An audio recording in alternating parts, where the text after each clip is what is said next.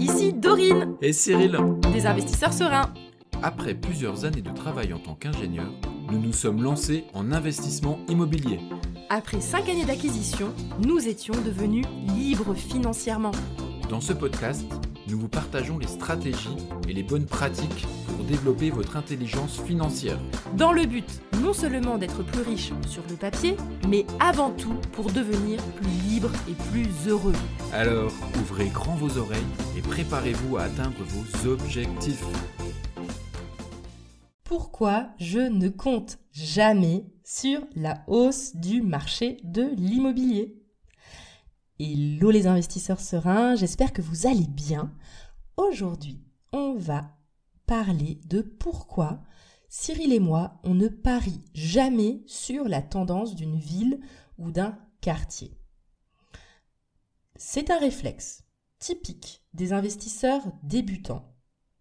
Désolée, j'ai pas envie de paraître un peu condescendante quand je dis ça, mais l'idée, c'est que j'observe trop souvent des personnes, quand elles commencent à investir en immobilier, à se dire « Ah, mais c'est quoi le quartier qui va monter ? Qu'est-ce qui va potentiellement prendre de la valeur ?» Et en fait, se mettre dans un état d'esprit de se dire « Bah du coup, je vais favoriser les quartiers que je pense qui vont être porteurs sur le long terme. » Et en fait, en soi, c'est intelligent de se dire j'ai pas envie d'investir dans un quartier qui va stagner ou baisser parce que forcément on va se faire plus d'argent si jamais on va faire une grosse plus-value. Donc en soi, c'est tout à fait logique comme raisonnement. Mais le problème, c'est que je trouve que ça défocalise sur les vrais objectifs d'un investisseur serein. Et les objectifs d'un investisseur serein qui compte vraiment, c'est avant tout la rentabilité. Deuxièmement, le fait que ça va être facile pour soi à gérer. Et troisièmement, que ça va aider et contribuer à la suite de notre parcours d'investisseur. Ça, pour moi, c'est le plus important. Et plus on va rajouter des critères, entre guillemets, secondaires, moins on va se focaliser sur ce qu'il y a de plus important. Ce qu'il y a de plus important, c'est la rentabilité. C'est le fait qu'on va pouvoir enchaîner ou pas les investissements. Et ça, concrètement, qu'on soit sur un quartier montant ou pas, ça change absolument rien. Je me rends compte aussi que cette logique de se dire je parie sur une hausse d'un quartier, c'est aussi la peur de perdre de l'argent qui est en fait le moteur dans cette réflexion. C'est de se dire oh là là, mais si jamais ça se passe pas bien et que je revends, j'ai pas envie de perdre de l'argent. Du coup, il faut que ce soit sur un quartier qui monte, comme ça me rassure. Si jamais j'ai une mauvaise rentabilité, au moins je pourrais me consoler d'avoir fait une plus-value à la revente. Alors, c'est pour ça que je trouve que c'est pas forcément très rationnel de vouloir absolument être sur un quartier qui monte. Et en plus de ça, ce que j'ai envie de vous dire, c'est qu'on n'a pas de boule de cristal. C'est quasiment impossible de savoir à l'avance où est-ce que ça va exploser, où est-ce que ça va stagner, où est-ce que ça va légèrement monter. Par exemple, là, dans les dernières années, on a vu que les villes moyennes ont fortement augmenté, alors que la grosse ville de Paris s'est mise à stagner. En fait, vous voyez, c'est compliqué en fait de savoir à l'avance qu'est-ce qui va monter, qu'est-ce qui va baisser en fonction des tendances générales. Moi, ce que je me dis, c'est que dans tous les cas, l'immobilier, il a tendance à monter tranquillement. Moi, comment je vois les choses, c'est comme j'investis sur le long terme, on se met dans un état d'esprit où on va rembourser un capital, on va faire un prêt. De toute façon, je ne vais pas vendre avant 15 ans, 20 ans. Bon, peut-être je ferai un arbitrage avant, mais en gros, j'investis sur le long terme. Il y aura forcément une plus-value au bout de 15 ans. Je veux dire, l'immobilier, il y a 15 ans, était super bas par rapport à aujourd'hui, donc ça va forcément monter légèrement.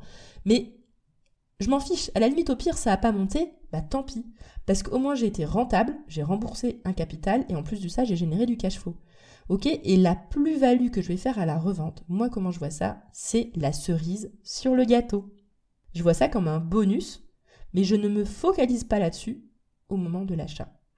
Et je vais conclure cet épisode en vous disant encore un truc super méga important, c'est qu'en fait, les personnes qui misent sur la hausse du marché de l'immobilier, en réalité, en fait, elles espèrent faire une plus-value parce que le bien aura pris de la valeur.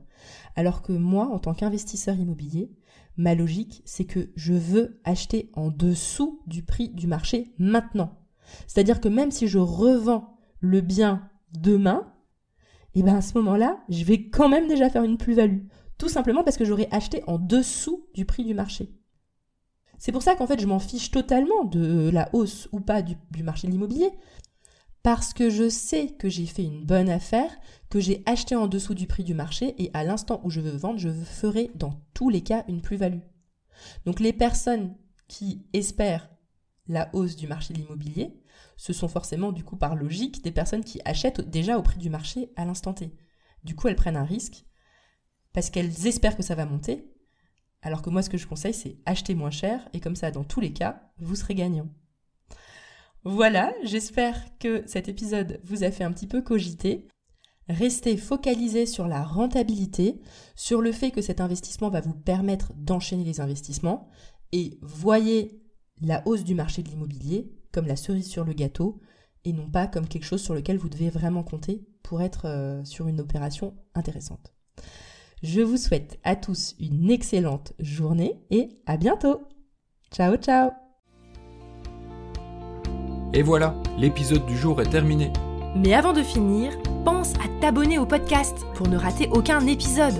Parce que nous sommes ici toutes les semaines, sans faute, pour t'apprendre non seulement à devenir plus riche sur le papier, mais surtout pour augmenter ta liberté. Et par la même occasion, je vous encourage vivement à y ajouter une note de 5 étoiles, parce que ça nous fait plaisir de savoir que le contenu vous motive et vous booste. On se retrouve la semaine prochaine pour développer votre intelligence financière. Merci beaucoup à tous et à bientôt. Ciao, ciao.